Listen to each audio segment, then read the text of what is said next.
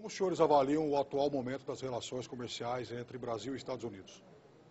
Well, first of all, I think the U.S. Chamber of Commerce believes that Brazil is one of the most important economic partners for the United States. We have a very strong, healthy economic relationship. It should grow. It should grow in many ways. One, we want to be participants in the infrastructure development taking place in this country. Two, we believe that there's a lot of opportunities in the energy field. Three, of course, in food and agri-food business. We at the U.S. Chamber of Commerce, the largest business organization in the United States, have invested a lot of resources to strengthen the economic partnership. It's a strong, healthy relationship. We want to make it even stronger. E quais as áreas de comércio bilateral que podem ser impulsionadas? Well, I believe that we can boost this economic relationship in many areas. Brazil is going to be hosting the World Cup in a few years, hosting the Olympics. Brazil has made a strong commitment to strengthen its energy sector, to strengthen its infrastructure. These create huge, enormous opportunities for American companies. Of course, we have technology to offer, innovative technology.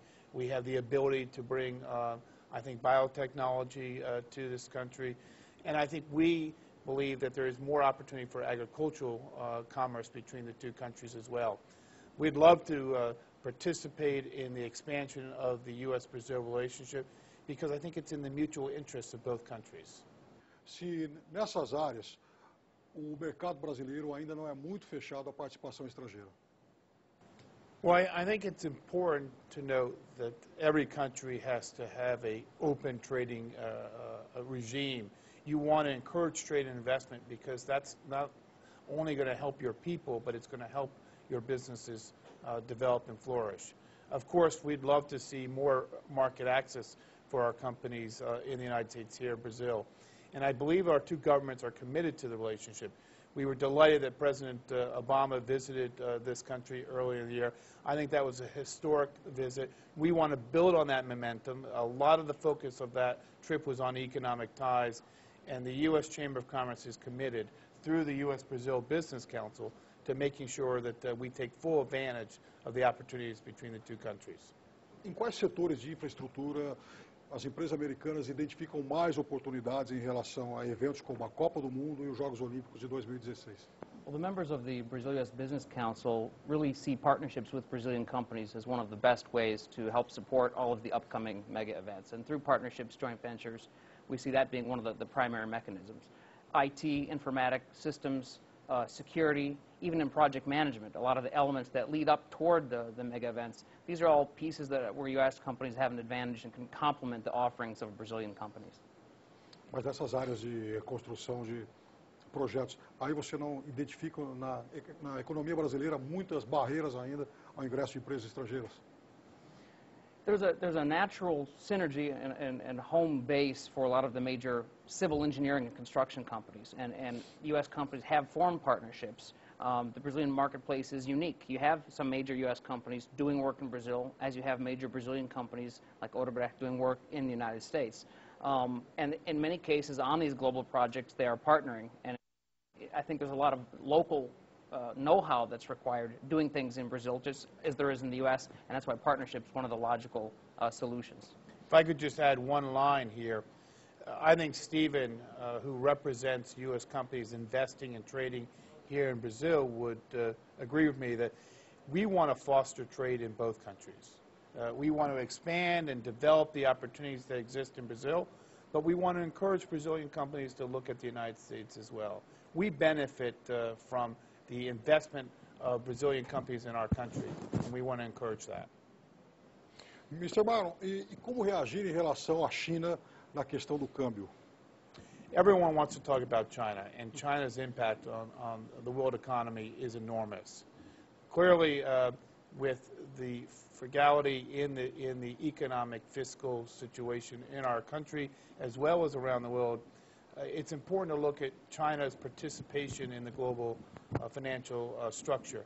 And I think one of the things that China can do that would help both Brazil and the United States is to continue to appreciate its currency. It's undervalued. It would help China combat inflation, but it also would help China in its economic trading relationships around the world. Brazil and the United States would both be beneficiaries. I suspect that the policymakers, the government leaders in China will continue to incrementally increase their currency, the RMB, the renminbi, and I think that's very important. Long term, we need not just an appreciation of the currency, but a real structural change in the way that China does business around the world. It's a perspective or a desire? Well, I believe that China is appreciating its currency and will continue to do so because they have domestic pressures, inflationary pressures in their country.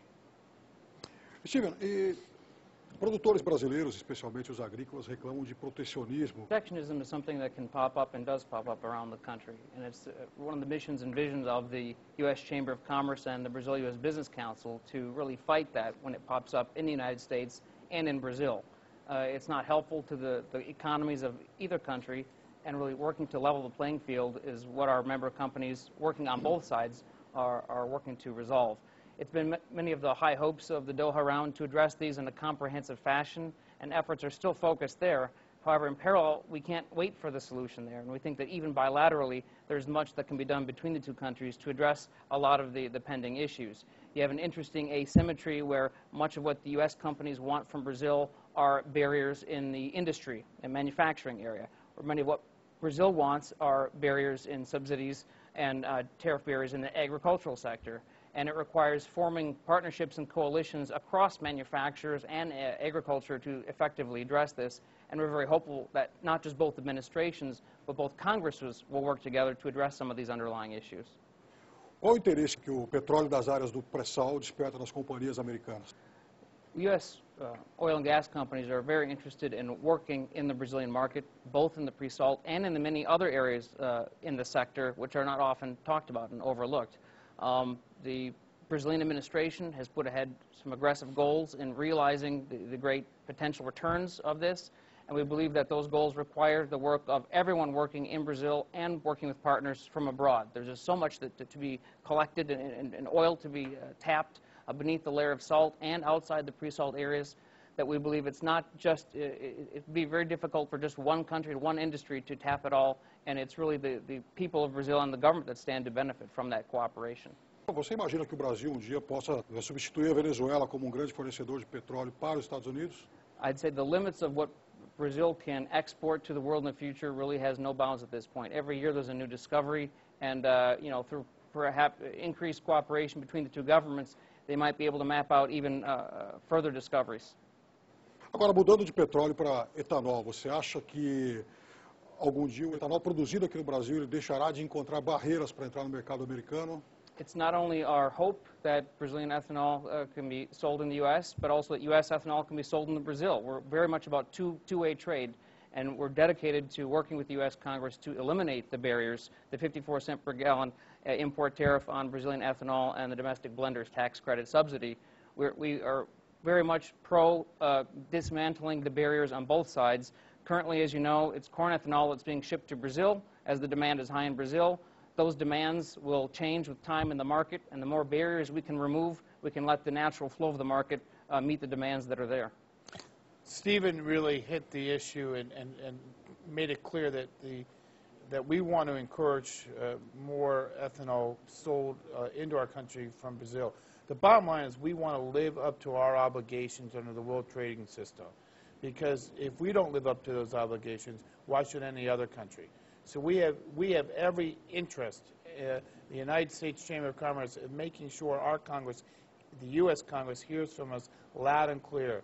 If we have an obligation under the WTO, we better live by it. And this is an area where I think we need to come down and make a down payment on our obligations. And one day, ethanol will be a commodity? It's very much moving in that direction, both through the natural tendency of the market and through the work that's been done to make it a globally traded commodity in the standardization area. Mr. Myron, existe a possibilidade de que um dia Brasil e Estados Unidos cheguem finalmente à assinatura de tratado de livre comércio? Well, I think Brazil and the United States government are absolutely committed to developing a very strong framework for our economic relationship. I think there are many steps that the two governments can take to strengthen the economic relationship. Let's move forward with a tax treaty between our two countries. Let's move forward with maybe a bilateral investment treaty to ensure that we give more security to the investments that each of our companies are making in each other's countries.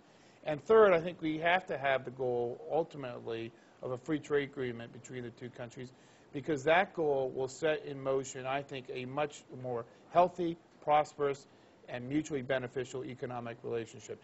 It won't happen in the short term, but it's a goal the business community certainly wants to put out there in the minds of the two governments. Mr. Myron, atualmente o desemprego nos Estados Unidos beira os 10%. Quais medidas podem ser tomadas para que esse nível seja reduzido em breve? Look, the U.S. Chamber of Commerce believes that jobs, jobs, jobs is the #1 priority for our government and for our private sector. We've got to create jobs in our country. It's unacceptable there's 10% unemployment in our country right now. It's obviously hurting our economy. Families are suffering. We need to do something about that. We have made the job message central focus of the U.S. Chamber's agenda. Now, I will tell you, economic conditions in our country are tough. We're going to go through a very serious debate about entitlement reform. How do you deal with Medicare? How do you deal with other elements of the entitlement regime? Also, we're going to deal with taxes. At the end of the day, we've got to stimulate our economy. We've got to find a way to invest in infrastructure. We've got to decrease the costs, the legal costs in our system. We've got to reduce bureaucracy and regulatory red tape. We've got to create jobs in our economy. The U.S. Chamber of Commerce, the largest business organization, sitting across from the White House in Washington, D.C., I can assure you this is where our focus is. This is where our attention is. This is where our country needs to go. Steven, em alguns setores, a economia do Brasil ela tem barreiras, ela tem obstáculos e marcos regulatórios que impedem um maior intercâmbio comercial com os Estados Unidos. Em que setores você identifica esse tipo de barreiras? Well, certainly in any trade relationship, the sectors that are not competitive are the ones that are going to have to work the hardest once the artificial barriers are removed. And in both countries, there's several. But I also think it's important to note that imports are also beneficial to two-way trade. It's not just the exports, it's the imports as well. And a product wouldn't be outsourced, it wouldn't be exported if it wasn't needed in both countries. There's technical barriers to trade are the new trade barrier after tariffs have been knocked down. And a number of the new agreements that both governments have put in place are mechanisms that allow the two governments to try and address these issues in a systematic way, realizing that the barriers benefit no one. Steven hit a point I want to drive home. When you asked me about unemployment in the United States, let me tell you, one of the things that we should be doing is spurring more trade and investment. Investment in our country creates jobs, and we need to spur more trade between countries. Signing and completing the free trade agreements we have with Colombia, Panama, and South Korea is an important part of that. But expanding our ability to do business in markets around the world, including important emerging markets like Brazil, is another component of that. So everything we can do to facilitate more trade with Brazil, China, India, and other countries around the world will create jobs in our country and will help reduce the unemployment challenge we have. Peruvian economy, it's a good example. Correct. O que você espera do Farm Bill? The U.S. Congress has begun looking and beginning the work of revising the Farm Bill. It's been slated to happen in 2012. It may move to 2013. I think there's a broad interest among all of the parliamentarians to make sure that the U.S. is in compliance with its international and WTO trade obligations. To Myron's point earlier, the U.S. expects of its trading partners its compliance with the international rules, and likewise the U.S. must be a leader in demonstrating that it complies with its rules.